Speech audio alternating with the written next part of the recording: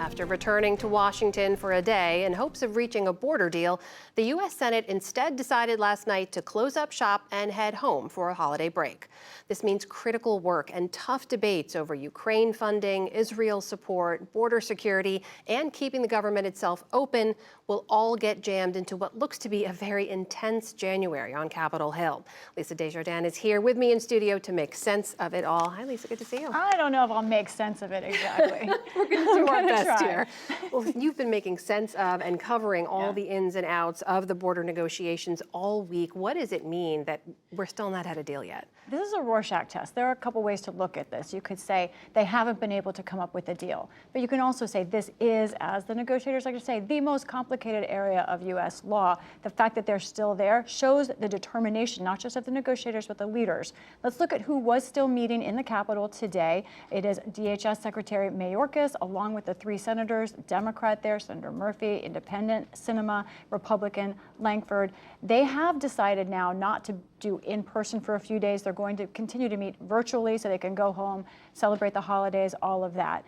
But I think it's clear what they're up against. We're seeing this surge at the border. You've covered it. We've been seeing this coming. Now thousands of migrants a day at the border, and problems in U.S. policy that was not equipped for this. So they're tackling nothing less than perhaps an incredible rewriting of asylum policy, to name other things. So it makes sense it's taking this long. However, they are going to be jammed up against a calendar in January. They wanted a deal by now, and they don't have it. So what about January? This does kick a deal into January. They have other deadlines that they're facing. What does the timeline look like? As you know, and our viewers know, have seen many intense months in Congress. I really have not seen this kind of stack of major issues coming together at one time.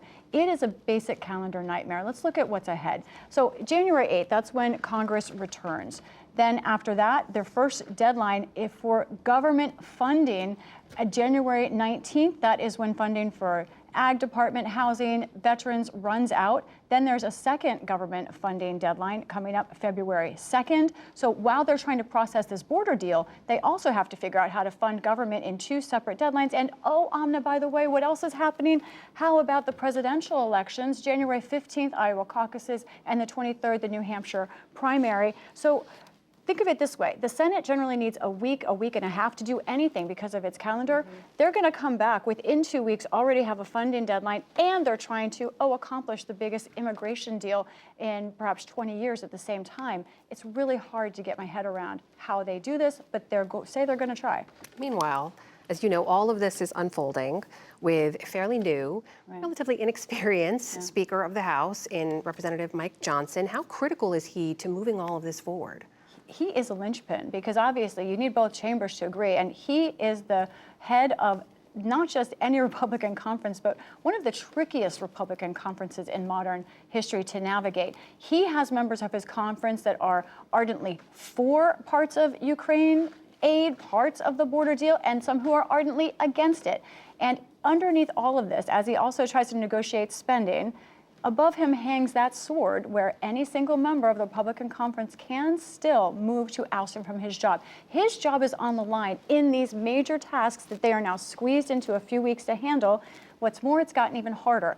Why? The former Speaker of the House, Kevin McCarthy, has resigned. He leaves office officially at the end of this year. By leaving, that means their very slim margin is now even smaller. George Santos, also a Republican, now out of office. So essentially, they've got 3 votes, one way or the other, that they can spare. And all of this is something that this brand new speaker, who's never been chairman of a House committee, has to figure out in a very short period of time. The stakes are incredibly high. It's hard to see how he navigates it, but he has to. And there has to be some kind of bipartisan deal, I think, on all of this for it to succeed. Busy January for Congress and for you, Lisa Desjardins. We'll be here. We hope you get some sleep. Thank you so much. You're welcome.